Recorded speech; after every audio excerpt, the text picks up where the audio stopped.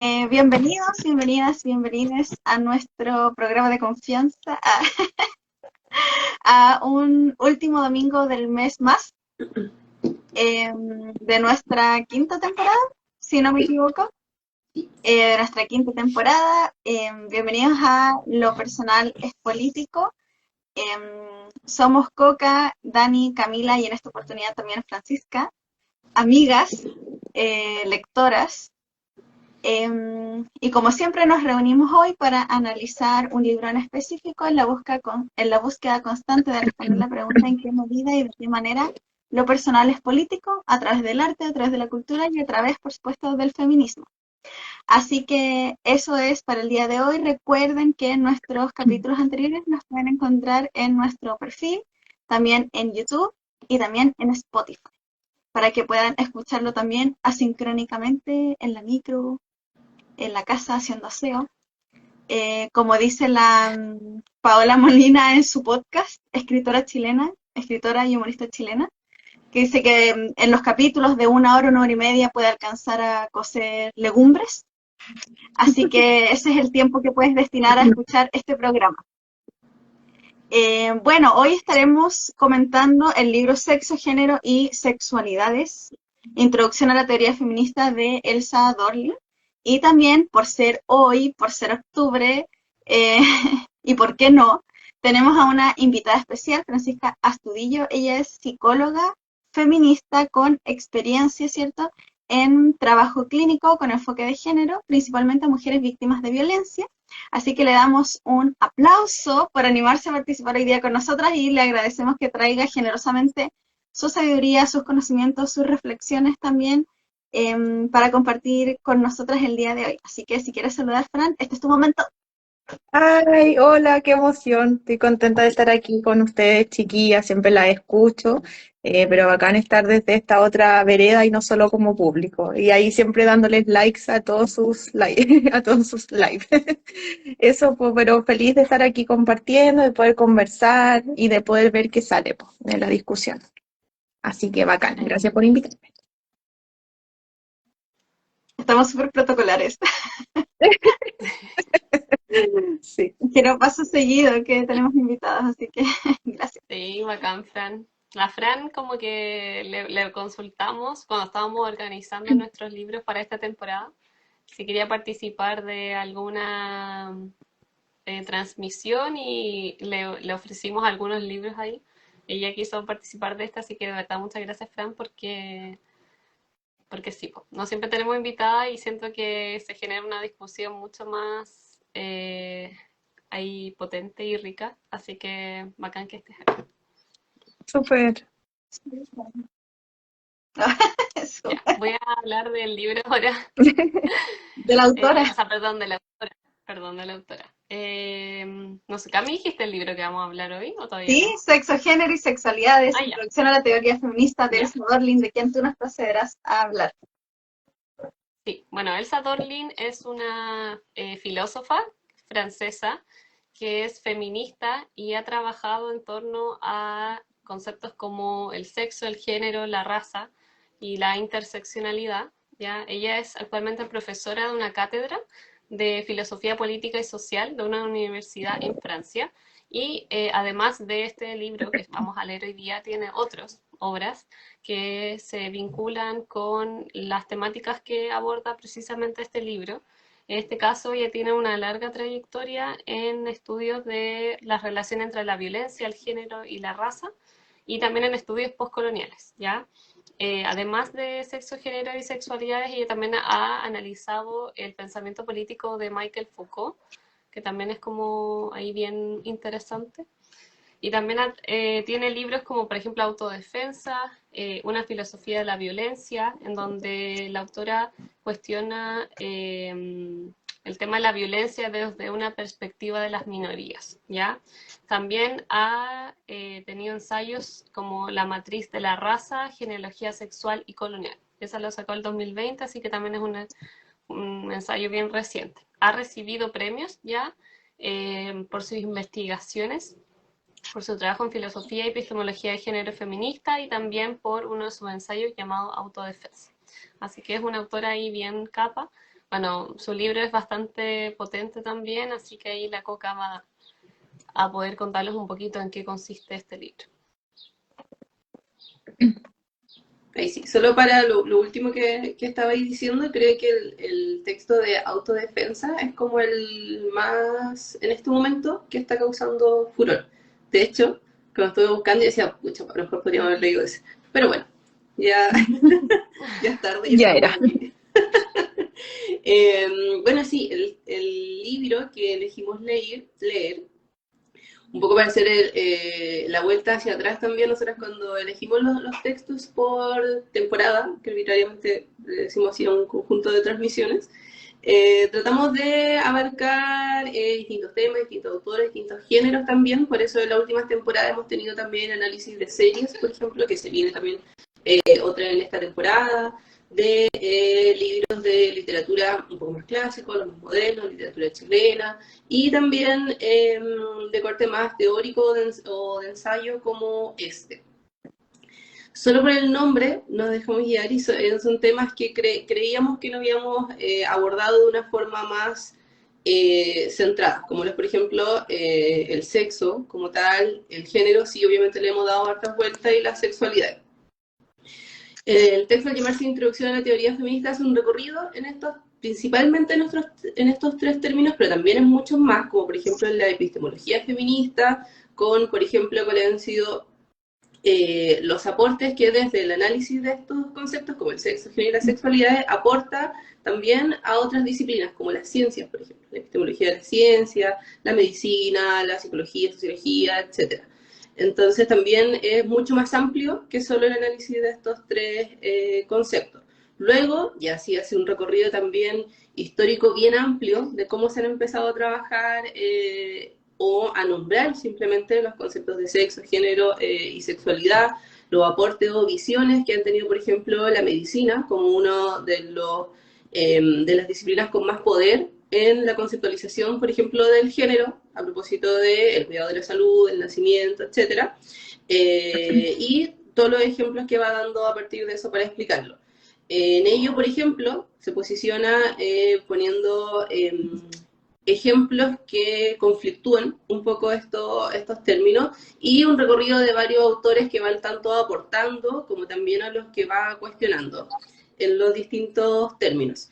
El texto tiene 126 páginas, igual es cortito para todo lo que dice, pero a la vez eso lo hace muy difícil, y eso es lo que vamos a ir hablando después, porque dice mucho en muy poquito, y mucho que en algún momento a mí por lo menos me pasó que había como que saber de antes para saber de qué estaba hablando. Por ejemplo, cuando nombraba a ciertos autores como de pasadita nomás, pero claro, si uno no sabe qué es lo que propone ese autor, esa autora, queda un poquito en el aire. En otros momentos sí, el texto es mucho más fácil de leer a propósito de ciertos temas que ya va repitiendo y explicando más. Bueno, como dije, también está disponible en internet, en PDF, nosotros por lo menos lo leímos desde ahí, pero para su compra está disponible también en Busca Libre, con envío internacional, alrededor de los 11.000, 12.000 pesos, así que igual fácil de acceder a él, en promedio a las otras textos o libros que regularmente leemos. Así que ese es como el recorrido a grandes rasgos de lo que es el texto. No puedo hacer un resumen más acabado porque, como diré después, me fue muy difícil, pero eso dice así a grandes rasgos, para que le demos ya con el análisis. Súper, gracias Coca y Dani. Bueno, como siempre vamos a estar comentando algunas preguntas en esta oportunidad y ya vamos a comentar un poco también qué nos pareció el libro. Vamos a hacer algunas preguntas un poco más genéricas, como para discutir un poco más sobre algunas ideas que introduce la autora y que de repente uno pasa como máquina y no se detiene como a volver a esos como construcciones sociales más básicas, por así decirlo, muy entre comillas básicas, pero como fundantes o basales del feminismo como lo conocemos ahora, o de los feminismos que conocemos ahora. Así que ahí podemos hacer generalmente a partir del libro hacemos las preguntas y en esta ocasión siento que lo que hemos hecho es hacer algunas preguntas para a partir de ellas tomar un poco de los libros, del libro. Así que eso, lo primero es comentar un poco qué nos pareció, qué nos pasó leyendo el libro. Repetimos, ¿cierto?, que el libro es Sexo, Género y Sexualidades de Elsa Dorlin, filósofa francesa. ¿Qué nos pareció leer este mini tocho? Parto yo. Sí, Híjola. dale, Fran, como tú quieras. Me pareció interesante, pero hubiera querido haber tenido un poco más de tiempo. O sea, sé que me avisaron con meses de anticipación, pero me refiero en mi propia organización personal haber tenido un poco más de tiempo porque lo encontré igual exhaustivo como teóricamente. Entonces, quizás si es que hubiera podido como algunas ideas buscarlas más, buscar como los autores a los que se refería, como algunos conceptos, entenderlos mejor, creo que hubiera tenido como un entendimiento más completo.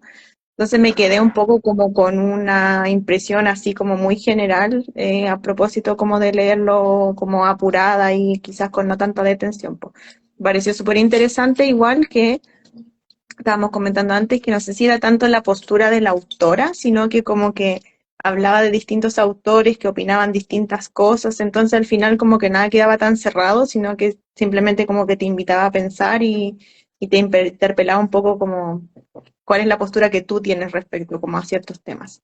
Así que en ese sentido lo encontré súper interesante, pero un poco pesado en cuanto era como bien teórico, entonces eso se hizo de repente no tan amigable, pero nada, como que quizás con más tiempo hubiera sido un poco mejor y con harta concentración para poder como ponerle más ojo a los autores, a los conceptos, y hartos conceptos que me llamaron la atención, pero que me quedé muy como con el título nomás, porque como digo, pues no hubo tanto tiempo de repente para darle más. Pero bacán empezar como a cachar algunos conceptos a partir de lo que decía.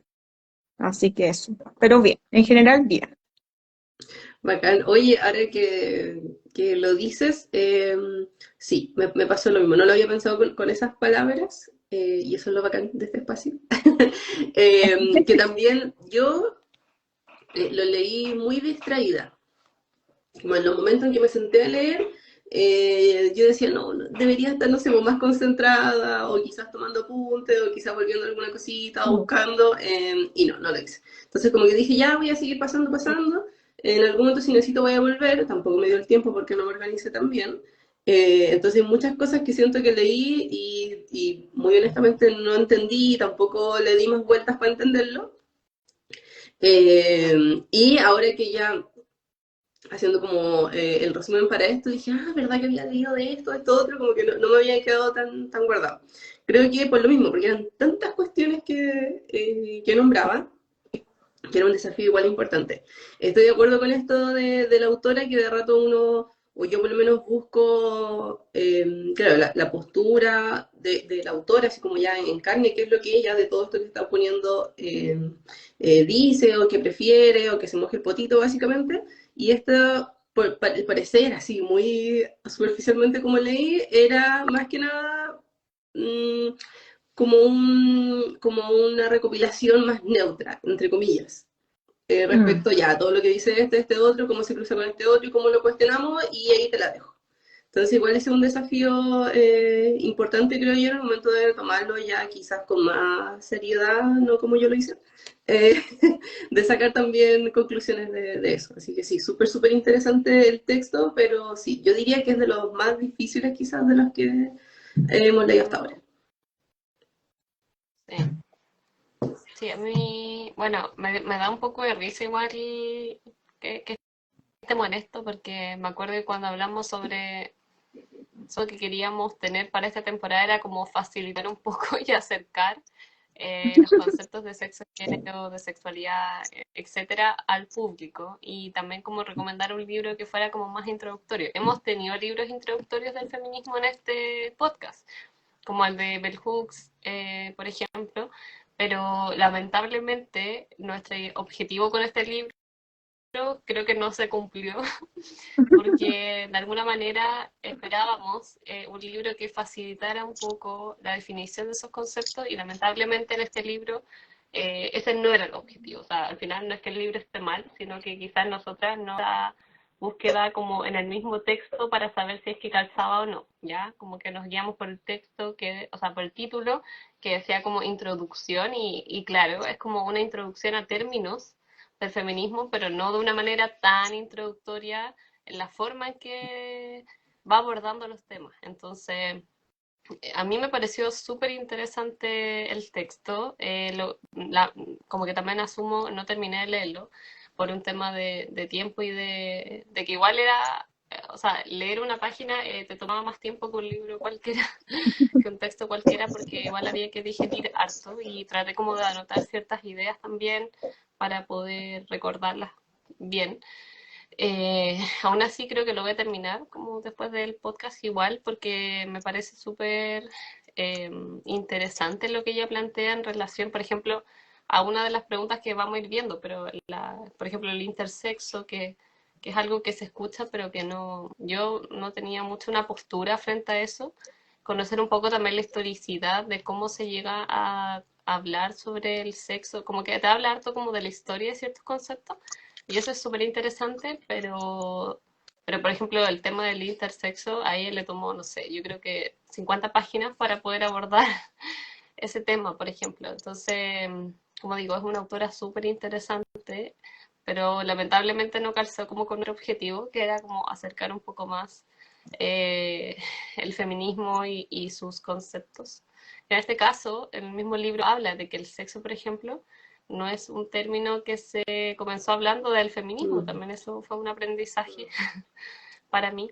Pero eso, es bueno, pero si lo buscan como algo introductorio, no, lo recomiendo. Súper de Si, acuerdo. no, si No. ya saben sobre feminismo, si es que ya quizás han leído como teoría o les gustan los textos un poco más complejos, como estar ahí, como sentarse a detener y analizar lo que leen, sí, pero sí que buscan algo más light, así como, voy a ir en la micro leyendo y como que voy a entender cosas nuevas, súper fácil, como que no creo que lo logren con esto. Súper de acuerdo. Sí, yo ayer en un grupo de amigas comenté que me había parecido fome. Y me dijeron, me retaron, en verdad la Ferni me retó a decirlo en el podcast. Digo, ya, y yo dije, no, seguramente me voy a decir, oh, interesante, complejo, pero no voy a decir que lo encontré fome. Así que lo encontré fome, pero me di cuenta de que yo como que me costaba mucho centrarme en leer porque lo pirateé. Lo pirateé en mi lector digital y se veía pésimo. Como que habían partes que no estaban elegibles porque al pasarlo como de PDF al otro formato, como que quedaba muy mal escrito. Habían ideas que no se entendían. Entonces yo me las saltaba. Como que después, o sea, no sé si se han dado cuenta de que de repente cuando, no sé, un Word no te reconoce los acentos, te pone como, no sé, FG, cosas. Y ya llegó un momento en que me aprendí qué símbolo significaba qué cosa. Cuál símbolo era ñ y cuál símbolo era tildes. Y ya después como que me acostumbré a leer lo extraño, lo cual es interesante, quizá la Gestalt. Al ver el principio y el final de la palabra podía saber qué palabra era, pero eso como que me dificultó mucho la lectura y me generó mucha resistencia, entonces lo encontré fome. Pero ahora yo me noté a mí misma que en nuestra reunión de pauta yo estaba terrible emocionada con algunos planteamientos. Entonces, Decir que tú estabas diciendo como, y eso era súper y esto interesante. fue genial, estas frases y las tenía como me las sabía textual, fue como, ¿qué onda? Pero no sé si, bueno, no sé si atribuirlo al texto o a mi ñoñez, pero creo que complementario a lo que decía la Fran, que de repente te dan ganas de buscar más cosas, hay otras cosas que yo siento que es importante poder tener alguna pequeña, breve noción o introducción, por ejemplo, a lo que plantea Freud con respecto al complejo de Edipo, con respecto a lo que significa feminidad y masculinidad. Siempre tenemos la discusión, yo soy muy Paul Preciado y la crítica al feminismo, o sea, a la feminidad y la masculinidad del psicoanálisis.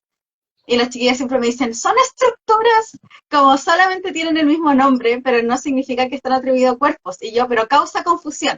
Y claro, si uno lee este texto sin saber mucho del complejo de Edipo y lee como cuando él habla sobre las estructuras femeninas y masculinas, uno puede pensar que sí están asociadas a cuerpos.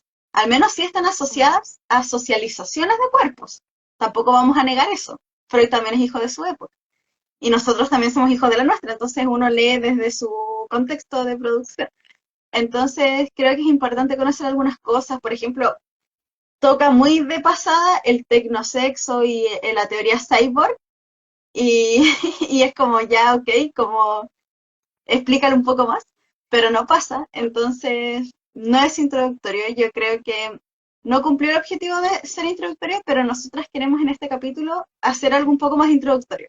Así que esperamos que pueda ser un poco más esclarecedor, que den algunas luces para acercarse a este texto, pero seguimos recomendando el feminismo para todo el mundo de Bell Hooks.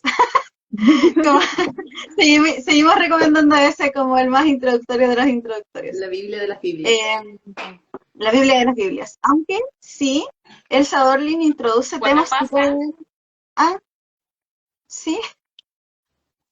No, iba a decir así como un paréntesis, que como que eso, también estaba como nerviosa por este capítulo porque de alguna manera algunos avanzó otros en el libro, pero todas estábamos como un poco inseguras si habíamos entendido como bien.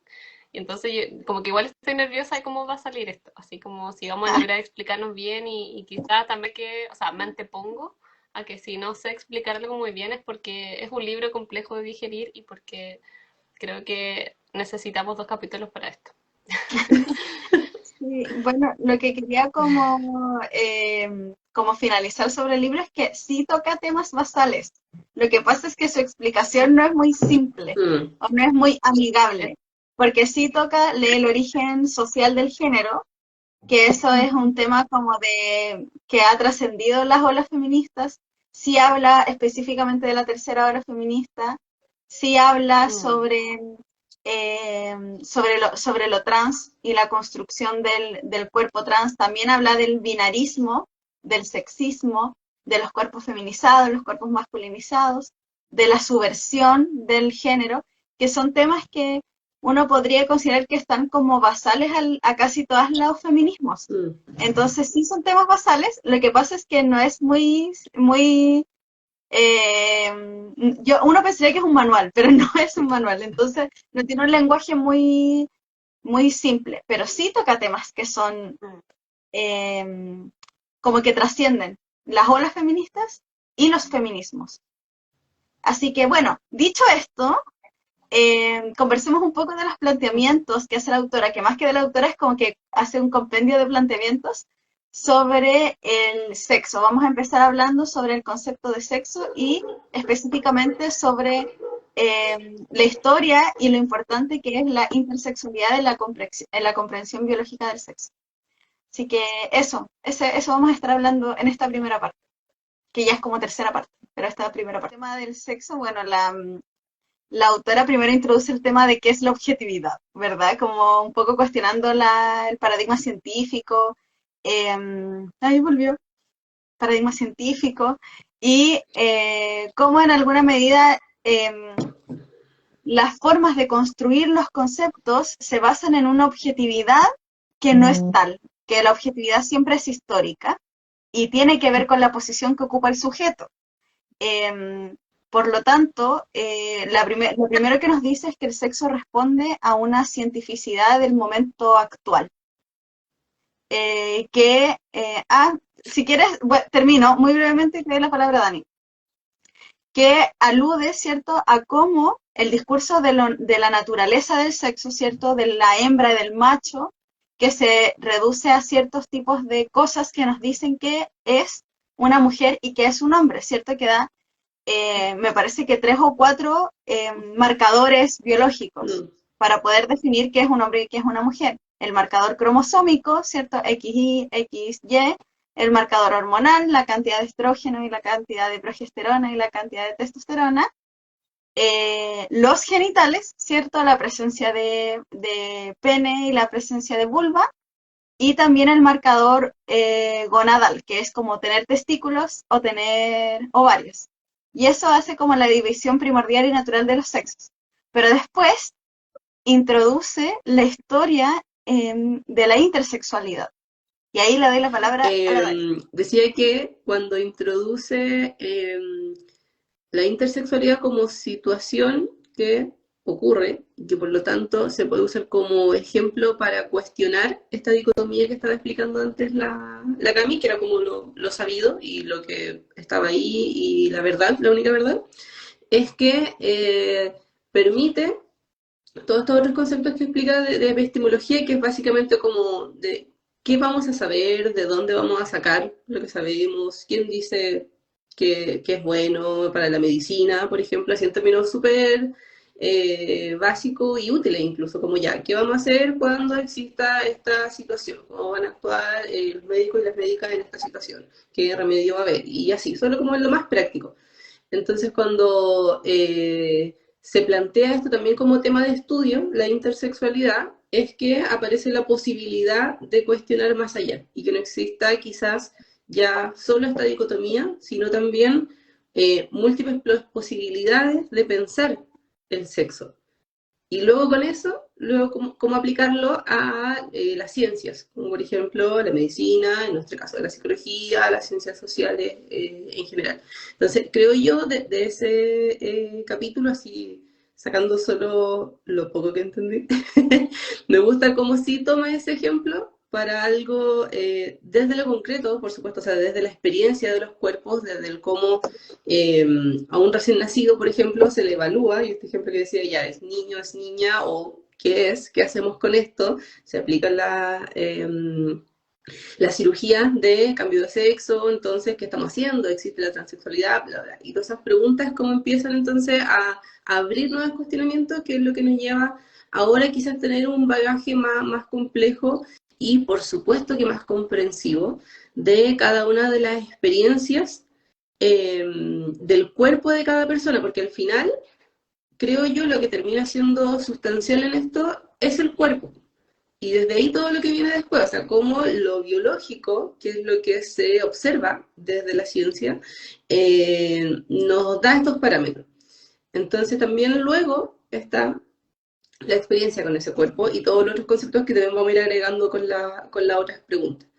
Y Sí, eso creo yo que es lo interesante que muestra en este capítulo, de cómo se da pie a abrir nuevas posibilidades y, por supuesto, nuevas teorizaciones con este tema.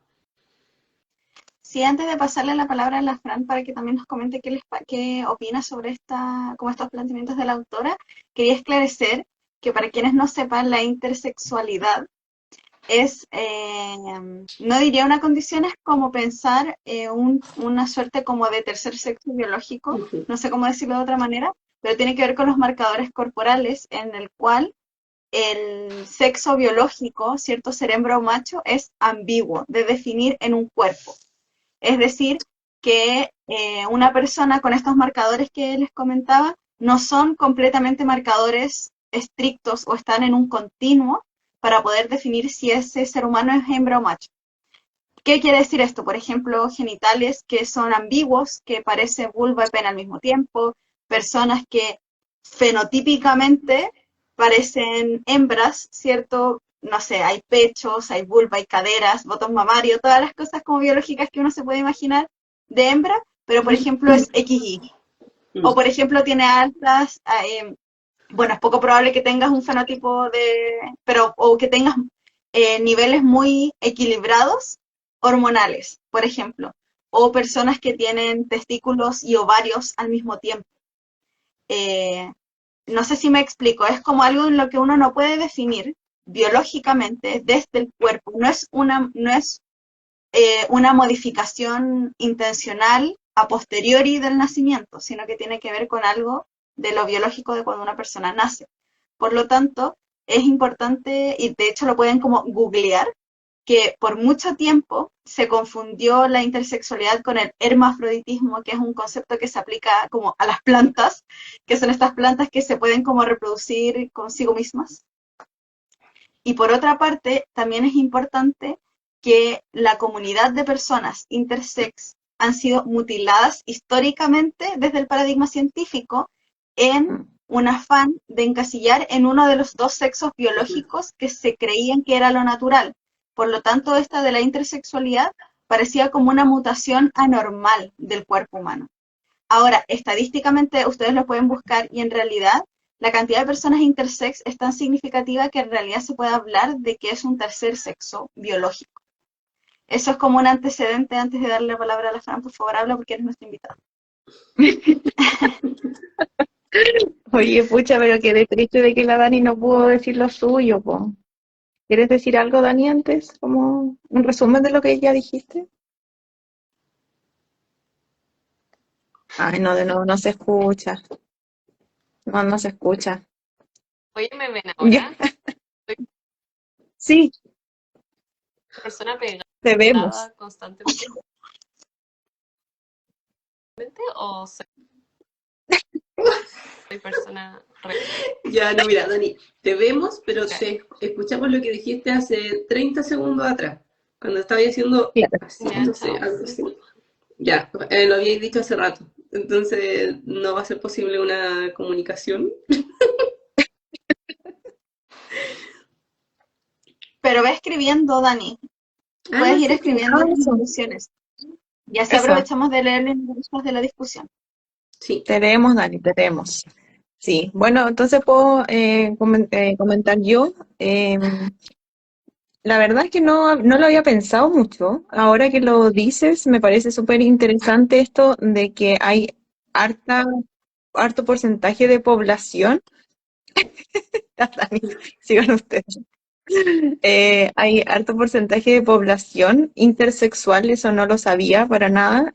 Agradezco haberlo aprendido ahora y creo que es algo que tampoco se sabe mucho, Mm. que es bueno como poder ponerlo en la discusión, porque de verdad que incluso yo aún tengo un poco quizá esta visión de como algo antinatural, extraño, como que habría que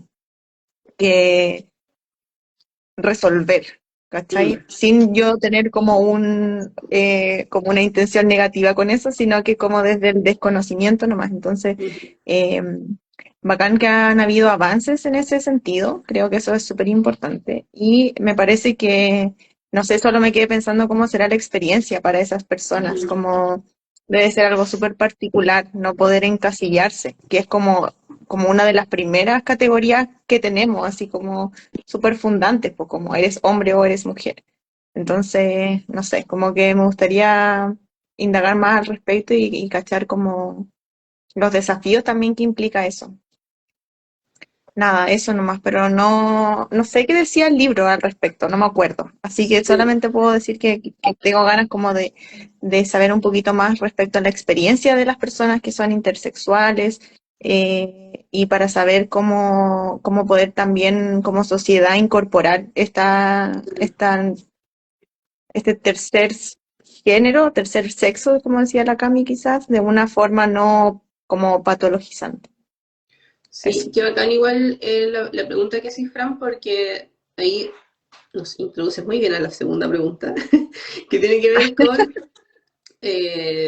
la expresión de esto fuera, porque solo nos podríamos quedar hablando de los cuerpos en los términos que nos explicaba la Cami, en términos de órganos sexuales, por ejemplo, que es algo que, lo voy a decir súper en simple, así a simple vista nadie tendría que importarle.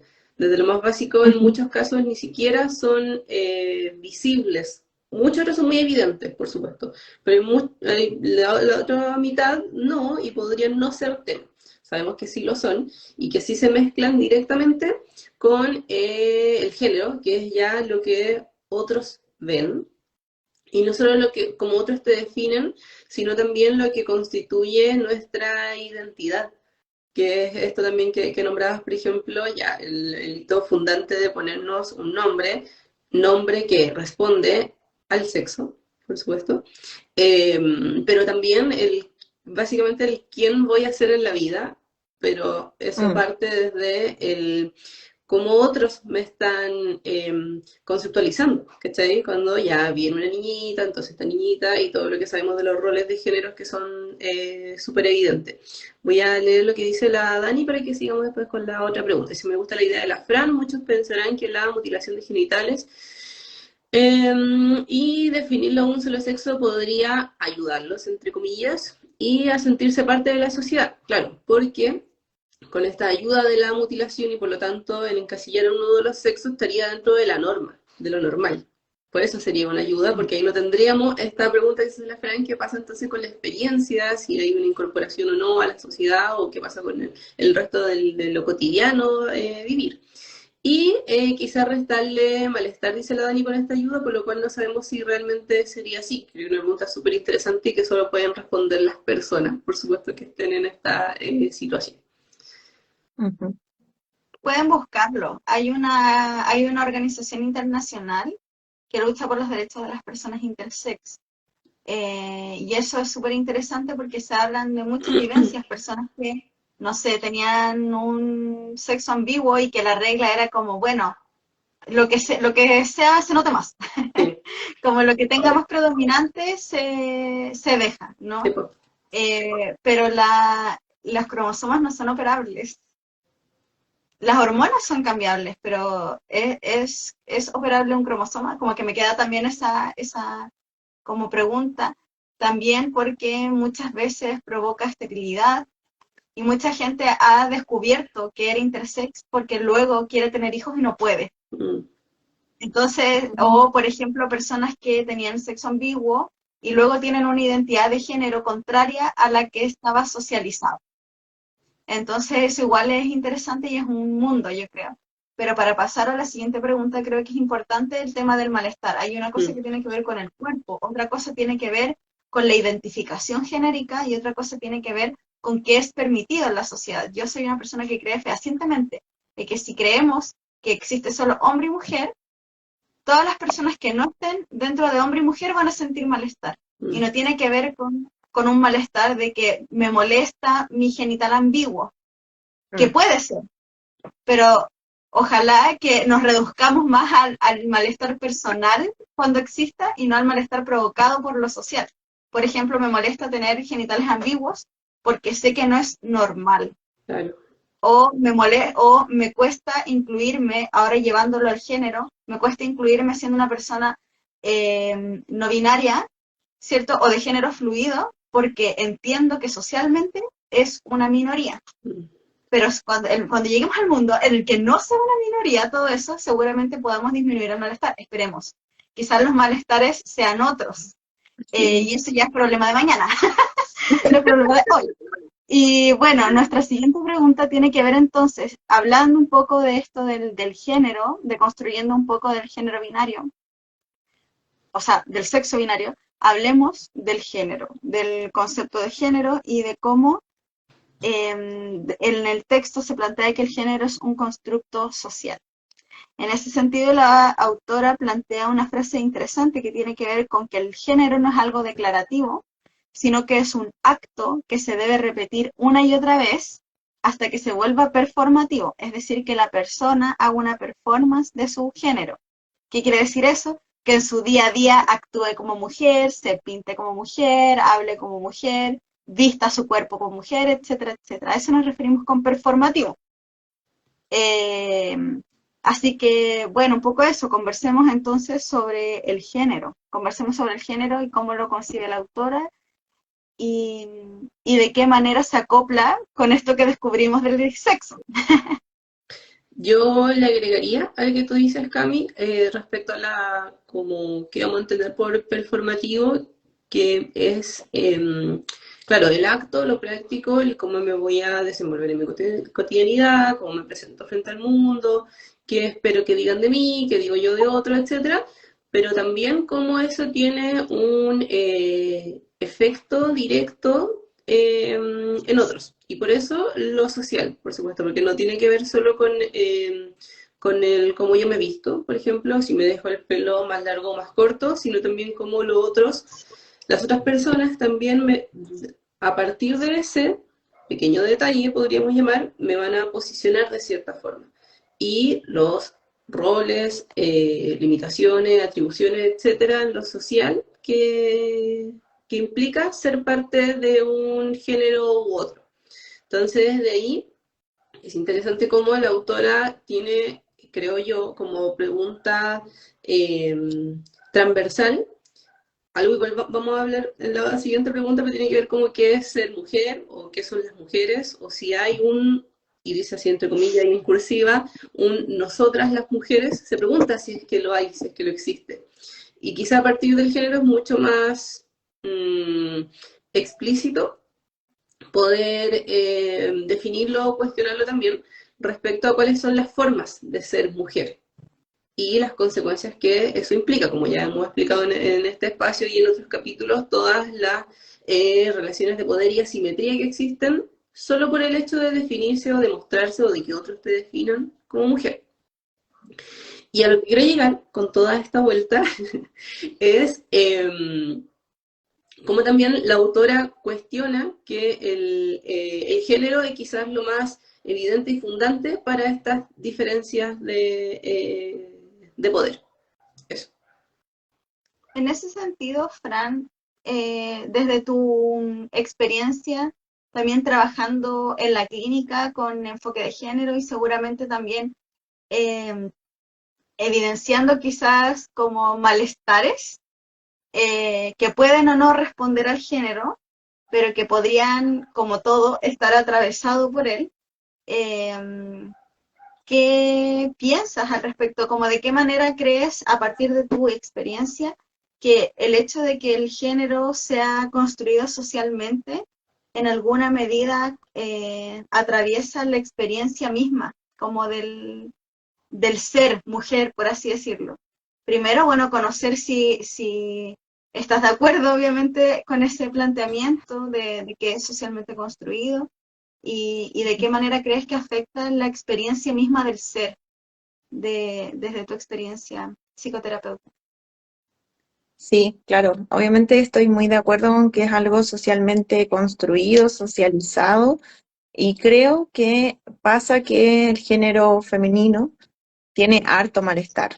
Yo atiendo mujeres cis, digamos, y traen harto malestar a propósito, bueno, de haber sido víctimas de violencia, pero incluso antes de eso, como por el puro hecho de ser mujer, hay muchas cosas que son difíciles y que las traen y que al conversarlas como que vamos cachando que es algo que nos pasa a varias, como que vamos un poco bajando la culpabilidad o como la idea de que una está como sola en esa vivencia.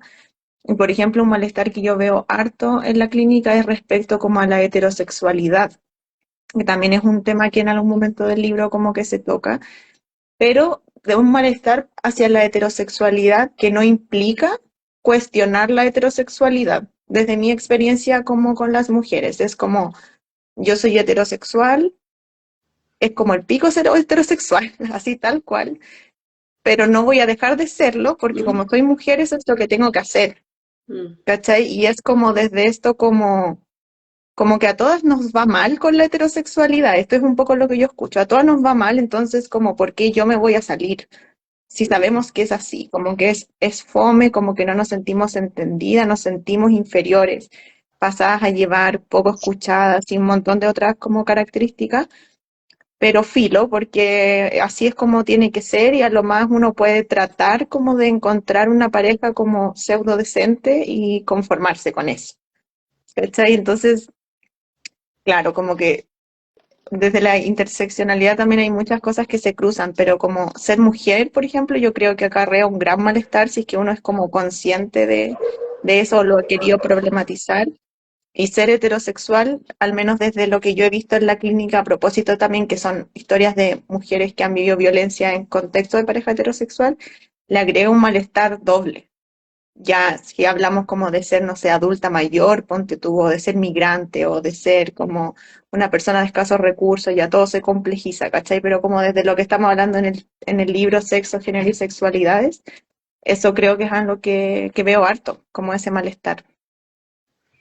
Chuta, igual es interesante eso porque, claro, en el libro nosotros ahora problematizamos mucho y la teoría queer también se ha preocupado de eso y el movimiento LGBT de diferenciar lo que es la orientación sexo afectiva y la identidad, ¿cierto? Una cosa tiene que ver con la identidad y con la construcción del género y la expresión de género y los roles, y otra cosa tiene que ver con la orientación. Sin embargo, vemos que lo que dice en el texto es que la heterosexualidad obligatoria como que viene en el pack del binarismo. Como Claro. que en el origen de los tiempos, o sea, en el inicio de los tiempos, como que el binarismo hombre-mujer natural, reproductivo, y la división sexual del trabajo a propósito de eso, viene como aparejado con la heterosexualidad obligatoria.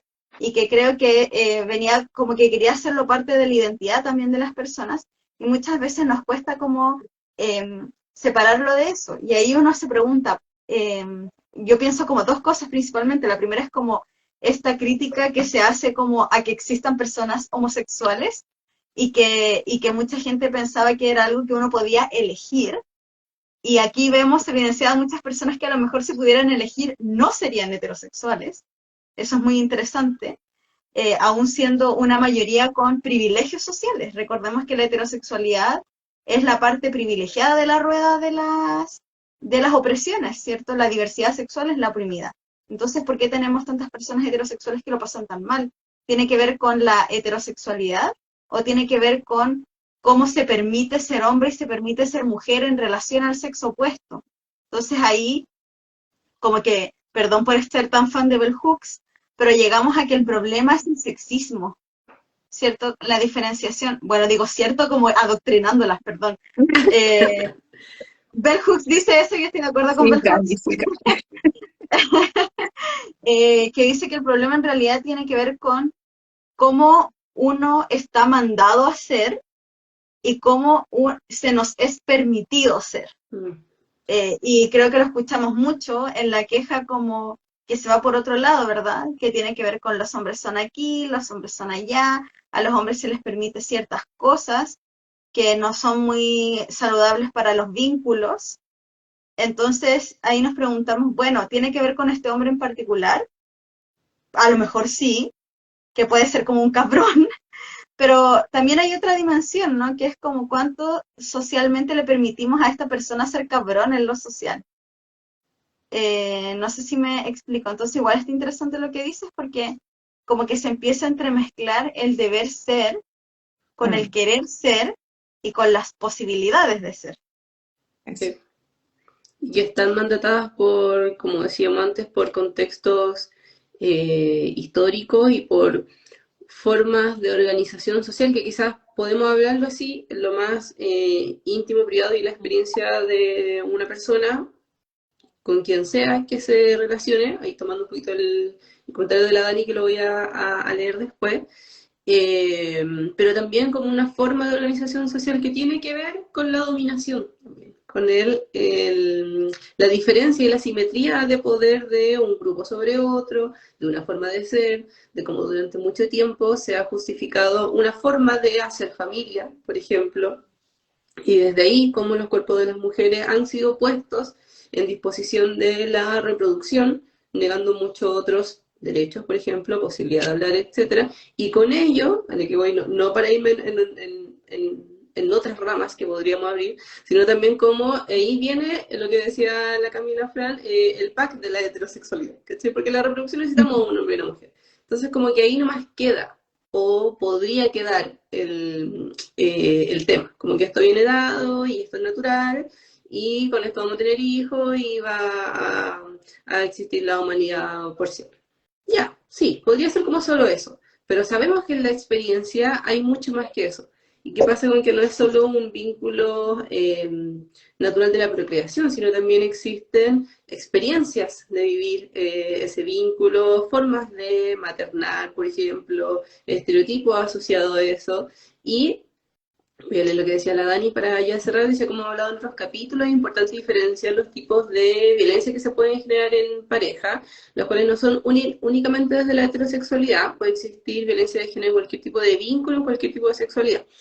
Y lo que yo venía, lo que yo decía antes, que tiene que ver también con las formas de relacionarnos en general, que están principalmente quizás de una forma más evidente en ciertos tipos de vínculos y que también lo podemos ver en números, o sea, la violencia de género en el contexto de pareja, en el contexto familiar también, es números que ni siquiera nos imaginamos. Y los números que tenemos en Chile, que son los que, con los, por ejemplo, trabaja la Fran o yo también que trabajo en salud, son los que están denunciados. Sabemos que hay una subvaloración de eso porque son mucho más las mujeres que están viviendo, o personas en general, que están viviendo esto en silencio y también en muchos otros contextos.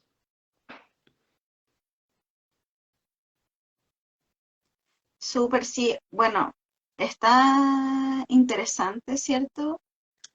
Cómo muchas de las cosas que hemos construido, por ejemplo, el concepto de violencia de género, se fundamenta en la construcción de la diferencia, ¿no?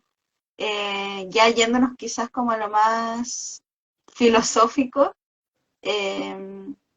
todos los tipos como de discriminación o los tipos de violencia se fundamentan en la visión que un grupo X tiene sobre otro grupo, sobre cómo debería ser y no está siendo, cuánto poder tengo sobre el otro de acuerdo a mi posición social. Entonces, siempre decimos, ¿no?, que el feminismo va a triunfar cuando la palabra feminismo ya sea como obsoleta, cuando nos demos toda la vuelta y cuando comprendamos que la igualdad no tiene que ver con considerarnos todos iguales, porque nadie es igual, sino que tiene que ver con la dignidad y con esta como de la posibilidad del ser. Creo que hay una frase en el libro que hablaba sobre las tecnologías. Bueno, ahí estaba hablando un poco sobre la pornografía y sobre el lesbianismo, y también estaba hablando sobre el tecnosexo, ¿cierto? Los instrumentos para simular otros cuerpos, por ejemplo, los arneses. Y ahí hablaba y decía en un momento, creemos un mundo donde puedan existir múltiples sexos, o sea, múltiples géneros, y exista mucho menos malestar, como la diversidad de los cuerpos. Yo pensaba el otro día, quiero hacer un curso sobre sexualidad. Necesariamente vamos a hablar, por ejemplo, de zonas erógenas. Y dije, ¿cómo hasta ahora yo lo había hecho bien porque había hecho cosas sobre la imagen del sujeto? Entonces yo ponía un sujeto genérico, como una silueta, sombra. Pero, por ejemplo, para hablar de las zonas erógenas, dije, ¿cómo voy a poner un cuerpo con pechos y vulva y voy a poner otro cuerpo sin pechos o pectorales y un pene y testículos? Y fue como, pero es que no son así los cuerpos. Hay cuerpos con vulva sin pechos, y no porque sean personas trans. Cuerpos con un solo testículo, cuerpos con testículos y ovarios, como cuerpos con vulva y pene. Entonces, claro, una vez las etiquetas te sirven mucho para poder hablar, básicamente, y para poder tener como un punto de apoyo para poder conversar ciertas cosas. Entonces, creo que es importante ir pensando, cuando ya nos demos toda la vuelta, cómo vamos a hablar sobre los cuerpos de manera inclusiva. Podemos hablar del género de manera inclusiva, y es una lucha actual, ¿cierto? El lenguaje inclusivo, por ejemplo. No sé por qué me salió este acento medio extraño. Porque eres inclusiva. Pero ¿cómo vamos a hablar de los cuerpos de manera inclusiva? Es igual, no tengo respuesta, pero quizá lo podemos dejar como interrogante esta pregunta para pasar a la final, que tiene que ver con la construcción del feminismo en esta diferencia histórica de los géneros, para poder conversar. Y ahí le voy a dar la palabra a la Fran, porque ella empezó a hablar de algunas cosas muy importantes sobre esta pregunta. ¿Cuál sería entonces el sujeto del feminismo? El sujeto político, me refiero. Le doy la palabra a la Fran porque ella dijo algo muy clave recién. Espérame, es que estaba anotando, estoy tomando apuntes, estoy mateada. Ay, no, De qué cómo hablar linda. del cuerpo de forma inclusiva, estaba anotando esa idea. ¿Cuál era la pregunta, perdón? La última. La última, sí.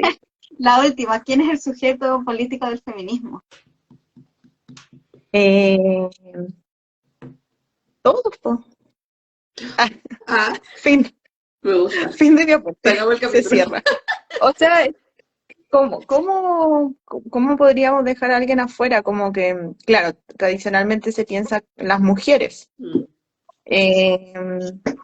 Pero no sé, o sea, como el feminismo como movimiento social es abarcativo igual. Obviamente que hay tipos de feminismo y todo que quizás se centran más en ciertos tipos de personas, vínculos, qué sé yo, pero si lo hablamos en genérico, ¿cómo alguien está como fuera del feminismo? ¿Cómo alguien podría como no ser sujeto político del feminismo? Por eso se me ocurre como la palabra todos, quizás todes, pero no sé si ahora como que es primera vez que lo digo porque siempre siento que son las mujeres, pero ahora hasta como que se me queda medio corto, Sí, no sí, sé. estoy de acuerdo. Igual es bacán respecto a lo que comentaste en la pregunta anterior. Cuando pasa en la conversación, en nuestro caso en un contexto profesional, psicoterapéutico, pero también en las conversaciones en general, en espacios grupales o simplemente en el estar más de uno, eh, con algo ya así muy gringo, pero que quizá el ejemplo más claro con el Me Too, como, ah, mira, me pasó X Ujú. cosa, a mí también. Ya, ah, mira, ayer, a mí también. Oye, cuando era chica, a mí también. Ya, como que esas frases así, solo tan, que podría ser simples, son tres palabras, eh, nos completa un colectivo, que es lo que tú decías ahí antes, o sea, que cuando la Dani sí, se salió, nos va a ver y va a estar comentando por aquí, para no tener más vergüenzas técnicas. Em, Cuando hablamos de las experiencias compartidas, efectivamente podríamos pensar en una quizás mayoría, como dije antes, también invisibilizando todo el resto que no está ahí, una mayoría de eh, cuerpos feminizados que sufren este malestar que estamos conversando a propósito de las diferencias de género, de las arbitrariedades del sexo y del cómo vivir la sexualidad. Y desde ahí, cuando pensamos que es un colectivo, eh, es posible también pensarse más atrás, en dos líneas, perdón, estoy un poco difusa, pero en dos líneas, como ir hacia atrás, como ya, de dónde viene todo esto que estamos viendo? ¿Por qué a todas nos está pasando? ¿Será coincidencia? ¿Viene de alguna parte? ¿Cómo lo entendemos? Y también hacia adelante un poco del, bueno, ¿qué hacemos con esto? Y ahí me hace mucho sentido tu respuesta, Fran, de decir como, obvio que para todos, porque no estamos hablando solamente los feminismos como movimiento político, como una lucha individual, no es como que yo quiero dejar de sufrir de aquí en adelante, sino yo, todas quienes hemos vivido en esto, pero también todas las personas a quien de alguna forma se ven limitadas y condicionadas a los temas que estamos conversando, que son muchos, ya lo sabemos, son muchos, o sea, en términos de roles de género, de estereotipos, de lo económico, etcétera. O sea, podemos hacer una lista gigante de cosas que son eh, moldeadas a partir de la sociedad patriarcal en la que estamos. Entonces, a lo que voy con esto. Con el todo es que tú dices, para mí también me hace mucho sentido y quizás tampoco lo había visto así tan categórico, pero sí me hace sentido respecto al efecto, hacia esto que decía como ya, hacia dónde vamos y qué hacemos con esto y un poco a quién le va a llegar, como estos efectos o estos cambios que estamos propiciando que, como también lo hemos dicho otras veces, no es para ser repetitivo, pero quizás para alguien que está recién entrando, no sabemos muy bien para dónde vamos. Tampoco tenemos como un gran cambio y esta es la meta y lo vamos a lograr y aquí se acaba, no. Hemos ido descubriendo mucho en el camino y eso es un poco el difícil eh, recorrido que hace este texto, desde pequeños como cuestionamientos iniciales a partir de una señal que uno mira, no estoy tan convencido con esto, parece que la situación de la intersexualidad no abre las preguntas, etcétera, y como hoy día tenemos miles de preguntas más que seguir abriendo, pero ¿qué es lo importante de estas preguntas? Quizás no tener una respuesta final, sino lo que decían ustedes antes, darle la posibilidad de una experiencia, ojalá lo más llevadera posible en esta vida, con el propio cuerpo, con el cómo me relaciono con los demás, con el cómo soy como hija, hijo, hije, lo que sea, cómo voy a estar posicionada en un trabajo, porque quizás ahora hemos hablado más de los temas, o ha surgido quizás como más evidente en la relación de pareja, pero en un lugar de trabajo también estás condicionada por cuál es tu género, por el cómo te presentas o por el cómo te ven otros, en el cómo vas a ser como un adulto, adulto mayor en adelante, en el cómo vas a ser como artista, etcétera, etcétera. Así un gran etcétera de todo lo que está condicionado por esto. Entonces, a eso iba, como complementando un poco lo que tú decías del TODES y como para dónde va esto. Bacán. Sí, esta pregunta la planteamos porque en el texto comentaba la autora, ¿cierto?, el camino a pensar el sujeto político del Mm, feminismo como la mujer, mm, como una categoría englobante, quizás, de afectación. em, y de hecho, una de las preguntas que van pasando a medida que van pasando las olas feministas es ¿por qué a lo largo de tanto tiempo se ha disgregado tanto? mm, Y ahí surge, por supuesto, el tema de los feminismos y de la interseccionalidad, ¿cierto? Que tiene que ver con que cuando el sujeto, bueno, aquí hay otro cuestionamiento, ¿no? Que tiene que ver con el sujeto político es la víctima mm, o es todo aquel que participa en el fenómeno en cuestión.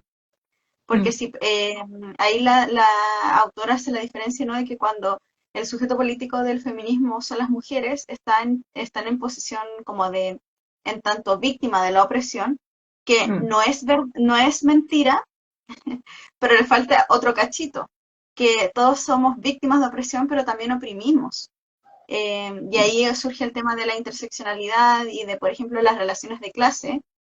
En tanto yo comparto opresión, si yo soy una mujer burguesa, comparto opresión con otra mujer, pero a la vez también soy el grupo que oprime al grupo pobre, por ejemplo. Entonces es importante como que saberse multidimensional y saberse víctima de opresiones, pero también de tener privilegios. Pues entonces ahí como que se disgrega el sujeto y de hecho para esta pregunta no teníamos respuesta. Dijimos como, ay, pero ¿cuál es la respuesta? No tenemos como cuestionamientos. También me surge esto otro, claro, si yo pienso, el sujeto político son quienes participan, claro, todos. Y es porque se van sumando cosas. Por ejemplo, por qué no se consideran, para muchas feministas, no se consideran a las mujeres esencialistas o el feminismo esencialista no se considera feminismo? Eh, porque, por ejemplo, se empezaron a excluir a mujeres trans porque nacieron como hombres. Entonces estas personas como que salieron, sacaron a personas de este espectro del sujeto político del feminismo y por eso finalmente no se consideraba un feminismo en muchas de las áreas, que no se consideraban las mujeres transfóbicas, trans excluyentes, esa era la palabra que estaba buscando, no se considera parte del feminismo porque se suman estos cuerpos diferentes, que no es el cuerpo originario. Y por eso se le critica a Simone de Beauvoir su mítica frase fundante de que una mujer se hace y no se nace. El género se hace, pero no se nace, ¿no? Porque podemos encontrar mujeres que no nacen mujeres. De hecho, no todas las personas nacen ni mujer ni hombre. mm. Entonces, se empiezan como a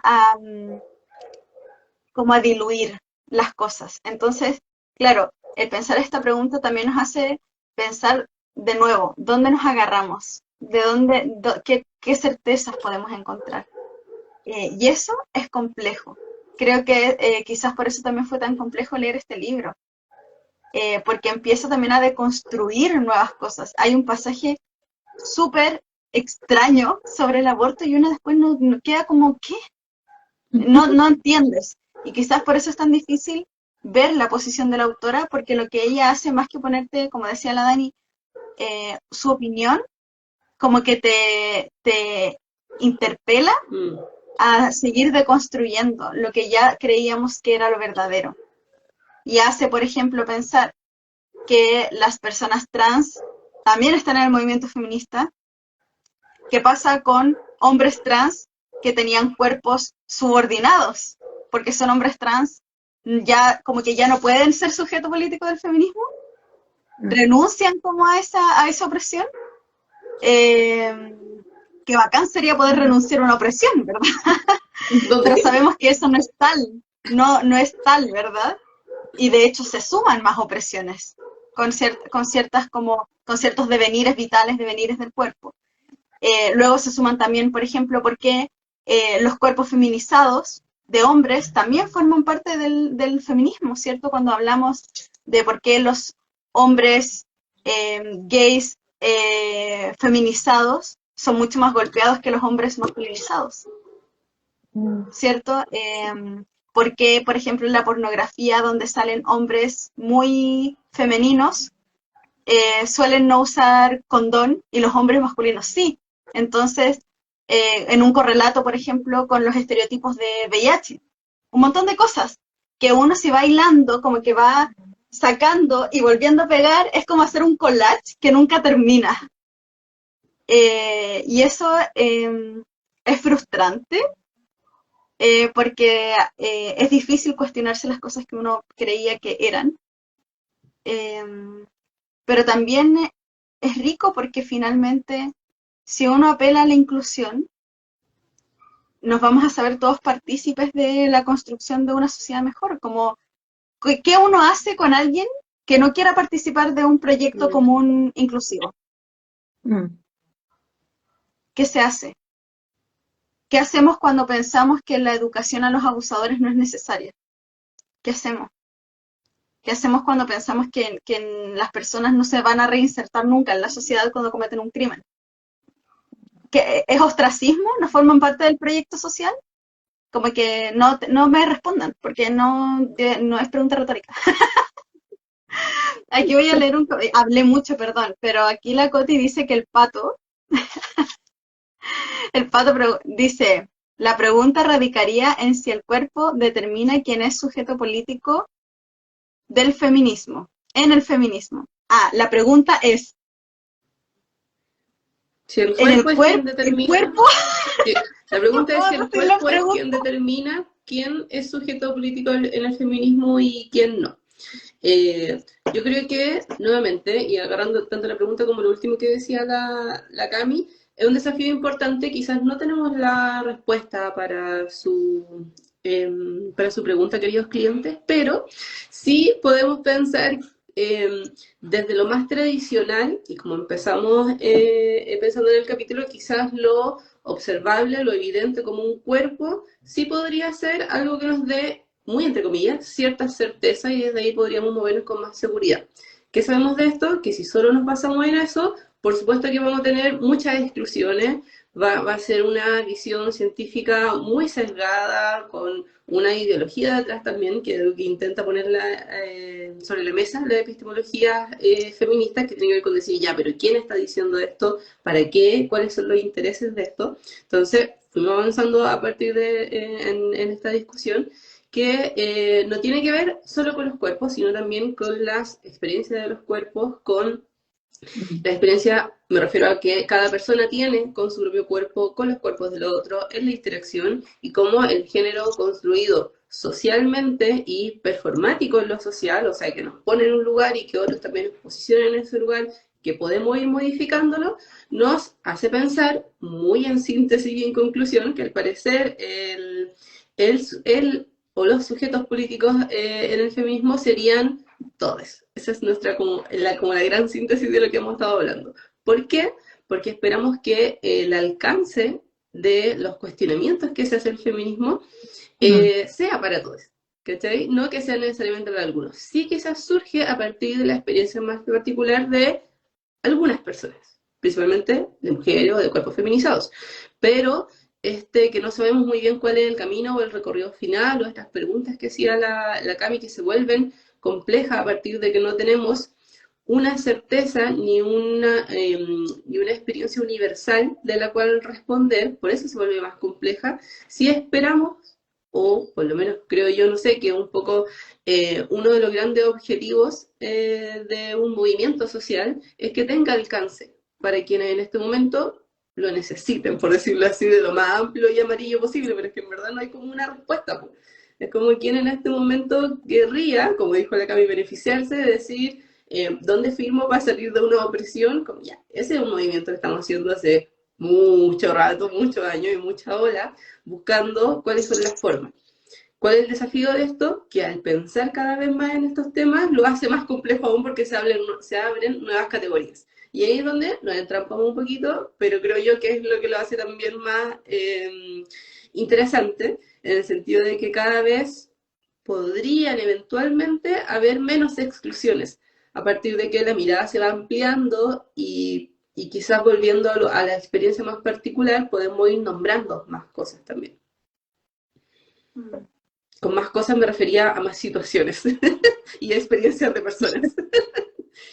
Y yo diría que el cuerpo no es como casting, como no determina, al menos para mí, ya a lo mejor estaré diciendo una barbaridad para alguna persona con una trayectoria feminista de mucho tiempo, o que sea un estudioso demasiado cool, pero para mí el cuerpo no determina, pero el cuerpo sí es sujeto y objeto del feminismo. Sí. Porque yo pensaba como, bueno, ¿acaso el feminismo no considera a las personas que ya no están? Sí, porque tiene una herencia histórica, tiene una herencia simbólica, y el símbolo es significado y significante. Es decir, hay hay algo en el orden simbólico, lo que significa algo, pero también hay un significante que es aquello que uno ve, aquello que es tangible, aquello que representa ese símbolo. Entonces, pienso como, sí que el cuerpo es parte, no determina, ¿cierto?, la diferencia de los cuerpos, pero sí es parte de, porque cada vez pensamos en más cuerpos ambiguos, ¿cachai? Como, y está bien, y de hecho todos usamos ropa. Realmente nos podríamos poner en una puerta, como la puerta del feminismo, quienes entran, y realmente podemos diferenciar si van todos vestidos oversize. Es como pensaba cuando te preguntan por el sexo de un bebé. Y es como, todos los niños hasta cierta edad realmente son iguales, son muy iguales. Entonces, si uno le preguntara a alguien, así como si estás en un baby shower y quieres escandalizar a la gente conservadora, podrías decirle, oiga, pero usted está preguntando si ese niño tiene pene. Realmente como que estás preguntando por el cuerpo de un bebé y los genitales del cuerpo de un bebé. Porque nadie pregunta, oye, ¿será XY? Como los marcadores más evidentes es la genitalidad. Ni siquiera los caracteres sexuales secundarios, porque hasta cierta edad no existen, o no están como visibles en el fenotipo. Entonces, sé que me fui por otro lado, pero creo que para mí la conclusión es esa, que el cuerpo igual es objeto y sujeto del feminismo, todos los cuerpos, y la posibilidad de ese cuerpo, como de la performance que puede hacer el cuerpo, y también como del enchulamiento del cuerpo. No me refiero a ponerse piercings y cosas así, sino como de que tú recibes tu cuerpo, ¿verdad? Y puedas como customizarlo, ¿cachai? Customizar tu cuerpo y vivirlo de la manera más cómoda posible. Creo que eso es como una de las aristas basales. Sí. Fran, ¿tú quieres comentar algo? No, nada, es que bacán todo lo que dijeron, no podría agregar nada más. Gracias, gracias por sus palabras. Muy redondito, Gracias como por que venir a mi siempre casa. hablan tan redonditos las dos, como que dejaron la idea así como, y yo, ya, listo. Tú eres invitada. Sí, yo creo que igual, bueno, con todas No, las vueltas que nos dimos, quizás la sensación que a mí me queda, que es un poco lo que empezó diciendo la Dani antes de que tuviéramos las fallas técnicas, es que a veces estas cosas, al ser así, tan superfluas, se vuelven difíciles, sobre todo si hay un autor que lo escribe quizás más difícil, o que necesitamos ciertos conocimientos previos para llegar a entender. Frustra un poco, y hay que decirlo, yo al principio me sentí como, ¡ay, qué lata! Como que casi que quería no hacer esto, y lo transparento así. Solo porque, como bien dijo la Dani antes, nuestro objetivo siempre es querer simplificarlo más, y es por lo que estamos aquí, no estamos como solamente, no sé, hablando por teléfono, que igual lo hacemos, igual cuando nos juntamos como que hacemos estas cosas, pero la idea de hacerlo público y en este espacio, y que tengamos cierta llegada en otras plataformas como en Spotify principalmente, es que ojalá a otras personas también le puedan llegar estas reflexiones, estas ideas, que más allá de que lean o no el texto, que siempre por supuesto que es la invitación, que se acerquen a este tipo de lectura o no, por lo menos que sí de alguna forma lleguen estas preguntas. y lo transparente así porque quizás me gustaría más quedarme con estas preguntas más que con respuestas. Lo dice una persona ansiosa que por supuesto que siempre necesito respuestas, pero esto fue un gran desafío, así que les agradezco también por la conversación y por llevarlo a este punto y bajarme todos esos niveles ahí de frustración que tenía. Súper, yo creo que como ya estamos más en la hora y nos hemos quedado más como con una actitud un poco más reflexiva, creo yo.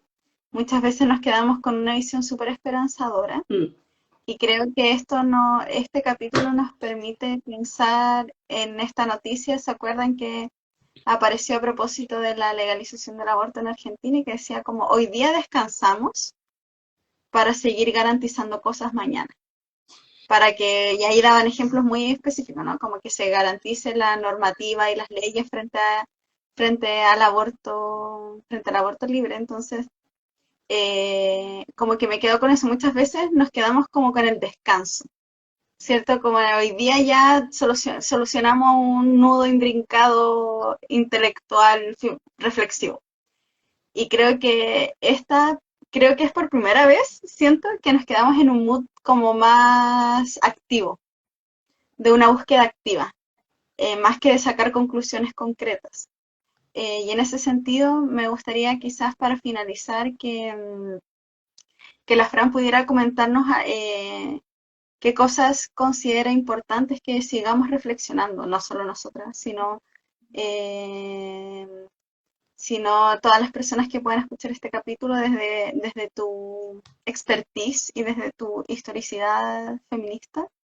¿Qué cosas tú crees que serían claves para ir dilucidando, no sé si respuestas, pero sí poniendo más fotos en el collage? Mm. Hoy, no sé, así como, ¿qué sería central? Es que hay tantas cosas, como que el mundo es un abanico de posibilidades de cosas que pensar, así como que todo podríamos pensarlo y repensarlo y construirlo y deconstruirlo. Entonces, no sé, en particular de todo lo que conversamos hoy día, yo me quedé harto pensando respecto a esto de la intersexualidad. Quedé también anotando esto como del deber ser, poder ser y las posibilidades de ser. Como que eso es algo que yo personalmente me voy a quedar pensando y que ojalá si es que alguien más se queda pensando, como que lo podamos conversar también para poder compartir opiniones. Cómo hablar del cuerpo en forma inclusiva. Ah, estoy leyendo mis apuntes. Y lo sí. otro que era del texto, que no lo alcanzamos a conversar, pero que al menos a mí me llamó mucho la atención, y que lo dejo ahí como un cliffhanger, no sé si sé como un cliffhanger, pero como un enganche para alguien que quiera leer el libro, era si las lesbianas eran mujeres. ¿Se Mm, acuerdan que había una parte que hablaba de eso? sí, Y yo buenísimo. leí eso y fue como, qué fuerte, qué fuerte. Y tampoco quedó muy cerrado eso para mí, así Mm. que también lo voy a quedar pensando y invito a quien quiera pensarlo a hacerlo también. Me encanta, buenísimo. Gracias, Fran, por estar acá, en realidad por estar siempre, pero ahora por estar públicamente con nosotros. Por estar en Les vivo. dejamos, les dejamos la invitación a todos quienes están escuchando que nuestros capítulos no están actualizados en la última temporada en Spotify y YouTube, pero prontamente lo estarán. Sí están todos en nuestro perfil de Instagram. Pueden ir a escuchar los anteriores. Hemos tenido otras invitadas también. Una de ellas, la Coti, que nos comentó aquí delante. Bien. Otra colega psicóloga, Carla Escane, también estuvo con nosotras conversando antes.